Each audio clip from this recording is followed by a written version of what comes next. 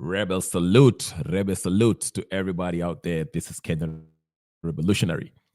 I'm just here quick to make a quick one. I just had to stop here, wherever you are. It's morning where I'm at right now. But I just want to talk about something. I saw an interesting interview by Andrew Kibe being interviewed in some channel, some podcast. I don't know. I'm not familiar with the podcast, but it came on my, timeline or whatever the case is. And I took a certain interest. I took interest in it because I felt like, the things that were being saying there were kind of controversial. But I kind of get it too, because I feel like Andrew Kibe hasn't been in US for a long time. He said he's been in US for a little over 1 year now, or 1 or 2 years. So I felt this was something that, I can't go hard on him that much. But what I found problematic about his utterances was, if you haven't stayed in a country for a while, just learn the history of a people before you actually make a judgment. Because I feel like his statement, he could have been more, I don't know. I'm not really familiar with Andrew Kibe. I know he's always, speaking about Kenyan celebrities, and he's all this pro-men, masculinity or all that stuff.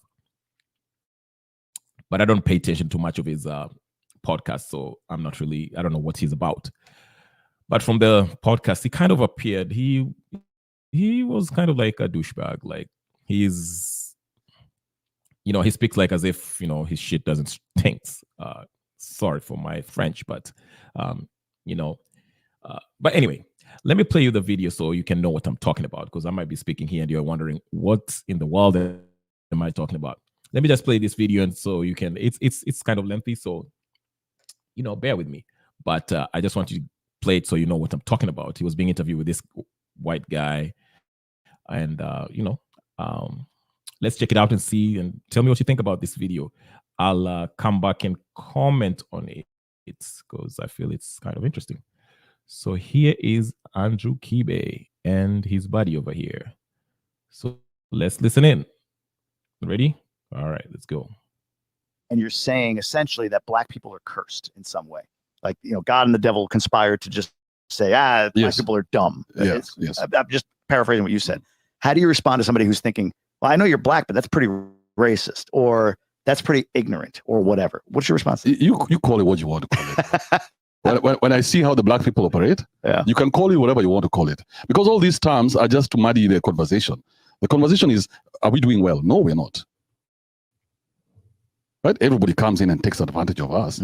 So why are we pretending that we're doing well? We're not doing well. The rate of abortions is highest in the black community in America. The black people are killing their own children, bro. Yeah. So what are you telling me? The black people are killing themselves in America. There's a higher chance of me being killed by a black man in this country of yours than by somebody who looks like you. I went to South Central. I went to downtown LA. I was scared for my life.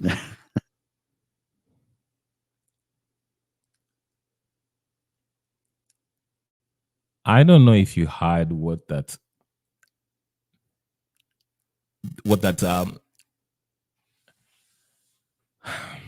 I don't even know what's that. Let me just hold on for a minute. Hold on for a second. I don't know if you heard what that the guest actually asked. He asked, so he basically asked him, so you think black people are dumb and that are cursed? And he said yes. And he kept on, and he said these words are just, being called racist is just, to muddy the waters to avoid the conversation. And here, I don't know if, because actually he's not even referring to only Black America only. He also refers to Africans. He will talk about how we have this crack in a barrel mentality in Africa. The reason why we cannot move up the social economic strata ladder. So, but anyway, let's go on. Because to me, my initial thoughts about this, I don't think Andrew Kibe actually believes in what he's saying. He's a Andrew Tate wannabe. That's number one. Number two, I think he's one of those shock jock. He just says things to actually get views and get people involved and watch him and see what he has to say. I don't really truly believe he actually believes in what he says, but the ignorance that's coming out of his mouth is appalling, to say the least. But let's continue. I'll let this video ride. I won't stop it. I'll just let it finish so we can hear what he has to say. So let's go on and listen in. All right. And I'm from Africa, bro. As guys have seen lions and shit. I'm like, what the fuck is this? Right. You know? Yeah, yeah. So it's a high time somebody tells them the truth, which is, you guys are fucking up. The black people have been cast by it because they follow the women.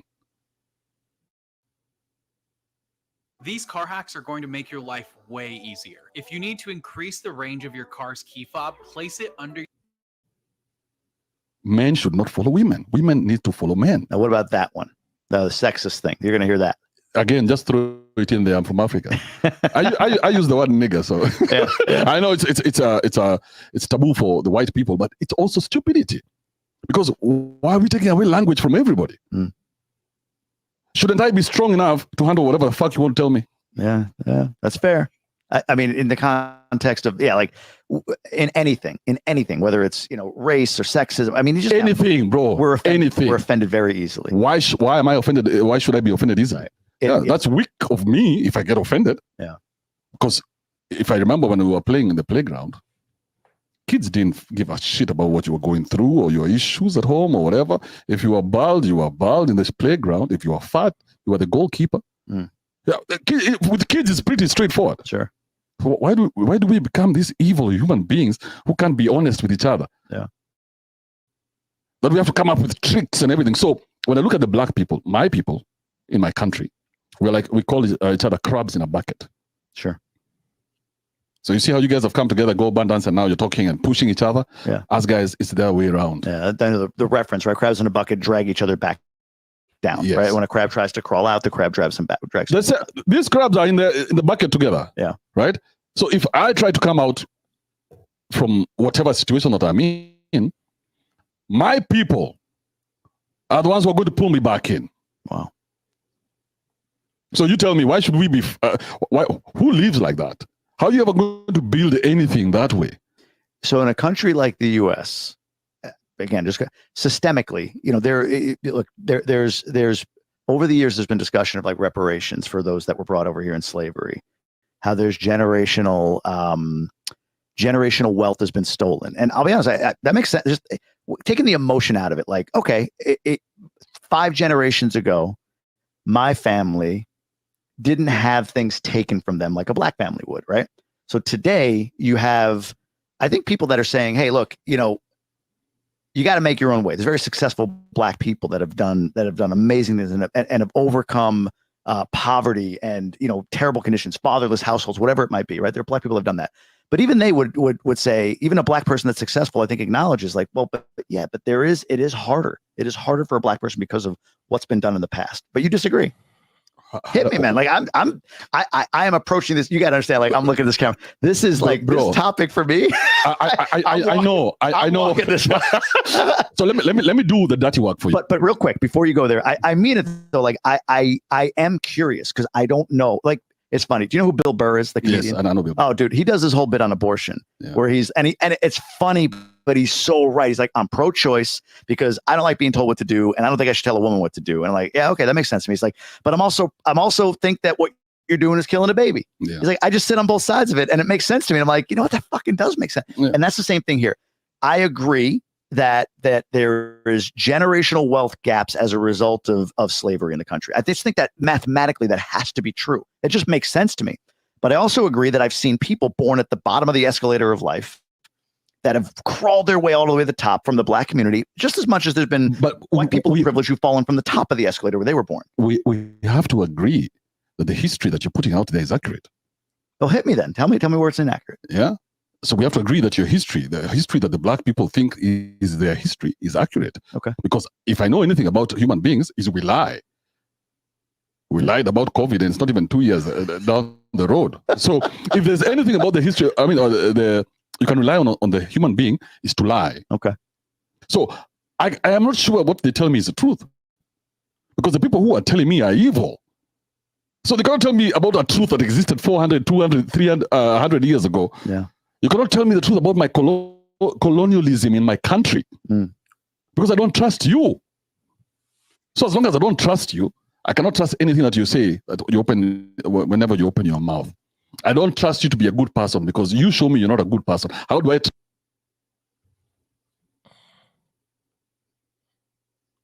All right. Enough of this crap.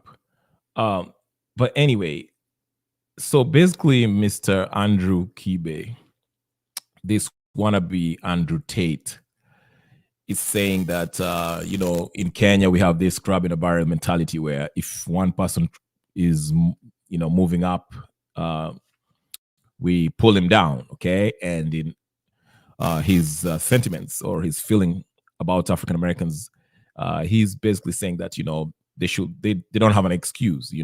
America has everything. Whether it's police brutality and all that. He gave an example of going to South Central. He almost got killed. It's not safe there.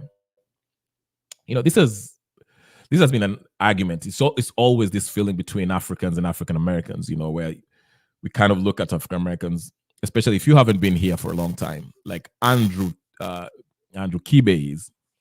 You kind of feel like, you guys have been here for a long time. You're born here, whatever. Why are you not prospering? What's going on? And I usually give an example of, if you look at back in Kenya, the Somalis and the Congolese and the Nigerians, they usually come to Kenya and they prosper, and they're like, what's wrong with you guys? Why are you guys not prospering? Like, what's your excuse?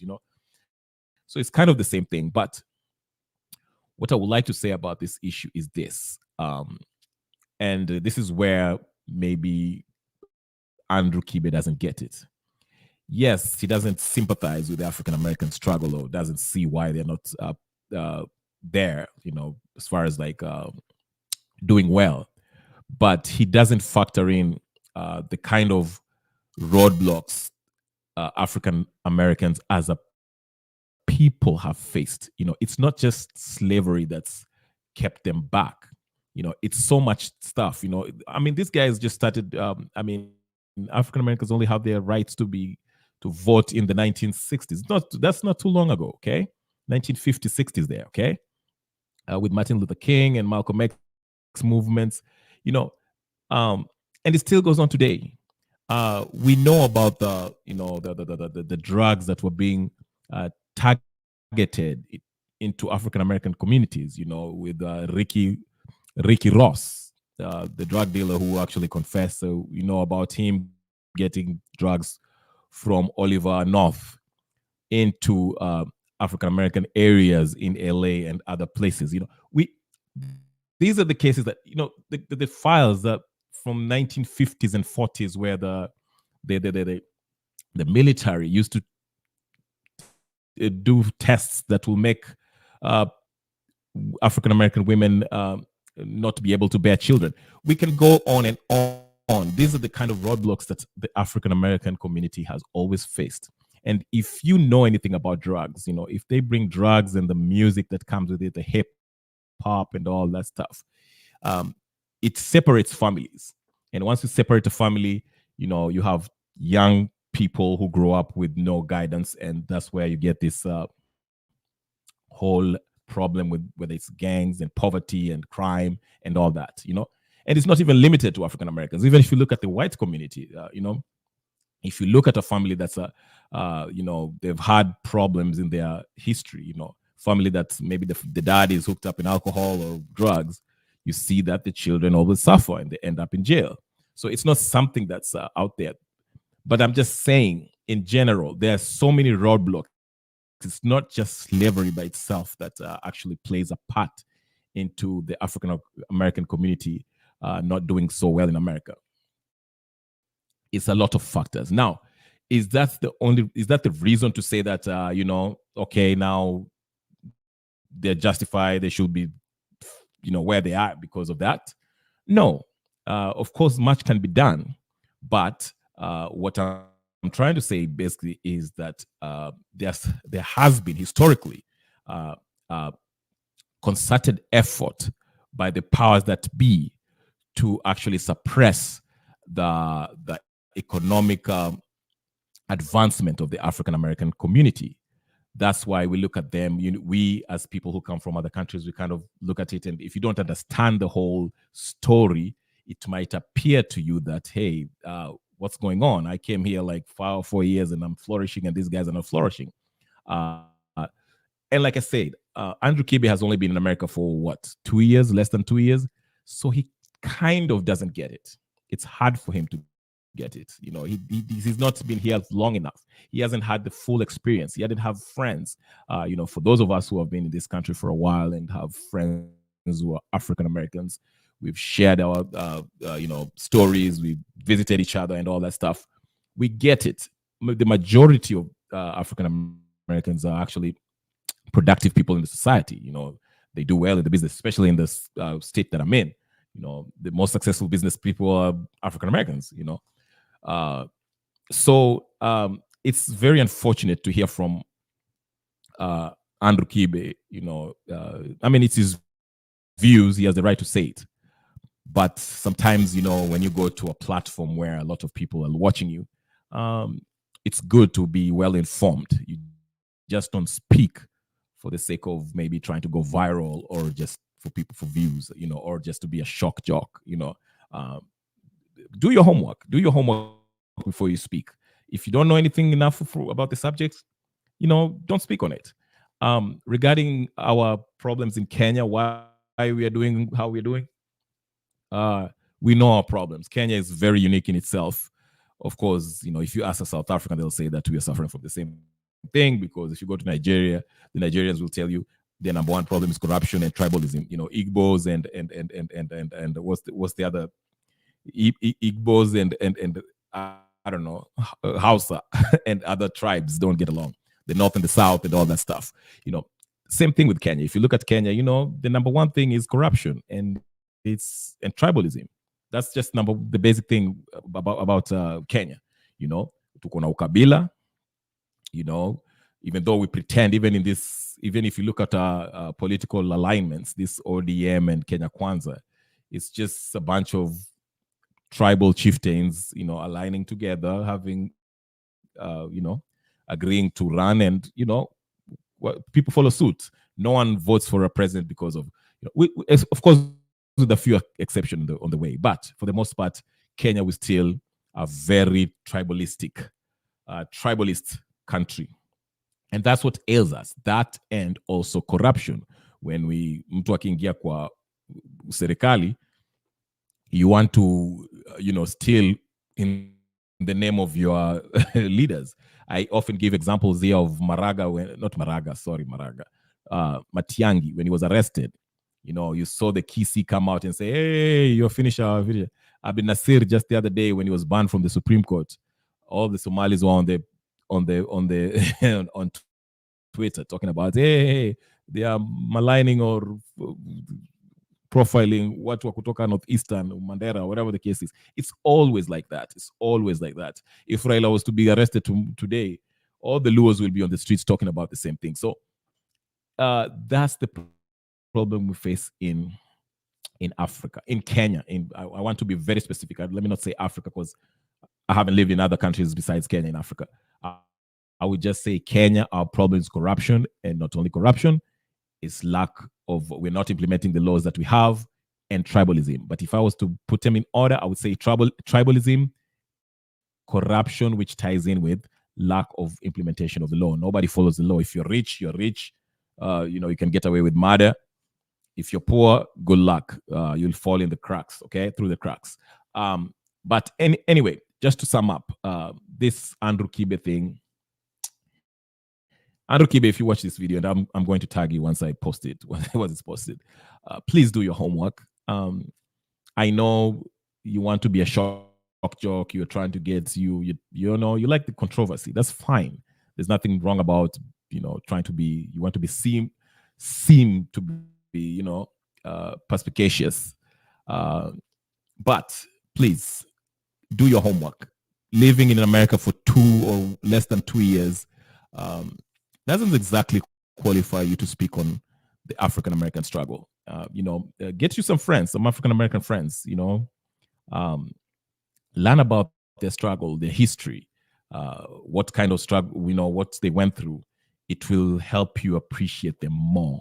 You get to love a people when you find out more about them and you mingle with them. And just like in Kenya, if you're a lawyer and you go live in Kisumu, you'll grow to understand the culture more and you'll appreciate the Luo people more. So if you hear people say, oh, watu wako Ngwareli, you'll most likely disagree. So I find his statements and this interview very unfortunate. And the presenter, whoever that white guy is, he was loving it because it's controversy. He knows this ignorant African is talking here, sounding so cocky, but it makes ratings, it makes views, create views. You can even look at the headline. So he was loving it. He was loving it. It brings some traffic in his page. Yeah. Anyway, that's all I wanted to say. I just wanted to say that, and it's just unfortunate. I wish he can, clear it up, but whatever. But all I can say is this: if that attitude that Andrew Kibe has, it works well in Kenya. I've seen a couple of clips of him talking about celebrities and all that stuff. But if you're going to try to go that Andrew Tate's way in US, you better be smart. You have to be sharp. From that interview, you should have been smart enough to see that this presenter was actually egging you on in your ignorance to make views. Okay, that's why you see he was very cautious to say, "Oh, I can't speak about this." He knew, but well, now you've been the cameras on your face, so it's your time to shine. But you're actually talking shit. So it's unfortunate. But like I say, if you're going to carry on with this kind of shtick, this toxic masculinity kind of thing, I'm not calling it toxic. I'm all for men taking charge and all this stuff and all that stuff. Be prepared to have a proper debate, because you're nowhere near Andrew Tate. You're Andrew Kibe, Kife, whatever. And there are people who are smart who will debate you. And from the exchange I saw with you with that old boy right there, you're going to have it rough. But anyway, ladies and gentlemen, brothers, sisters, friends, enemies, and comrades, I just wanted to speak about this. It's only 22 minutes. I want to keep it less than 30 minutes. But I'll be live later. Probably going to watch the Liverpool game and Bournemouth game. But I'll be live later, 9 p.m. usiku ya Kenya. And we shall dissect what's going on in ODM. Are they about to kick out Jeanette? And we shall dig deep and explore Ahmed Nasir's history and his case. I'll try to see what people have said about Ahmed Nasir, aka Grand Mola. That is coming up later on tonight, which is a few hours from now. It will be around what? Let's see. 4 hours from now, I'll come back and have another live, and we'll talk about Ahmed Nasir, the Grand Mola, and Junet Mohammed, and what's going on in ODM. And we also see the Busia governor of Busia has switched side, is going to UDA, from ODM to UDA. And Selassie, our friend Selassie, is saying he's running for governor of Kakamega. So tune in. Anyway, guys, that's all I want to talk about right now. If you haven't subscribed to my channel, please subscribe, share, like, comment. And I will see you in 4 hours where we'll talk about all this stuff and many more. And if you want to, I will, in my second live, I will post the link so anybody who wants to get in and say something, you can jump in, chime in, talk to me, cuss me out, whatever the case is. I'll talk to you guys later. Peace and blessings.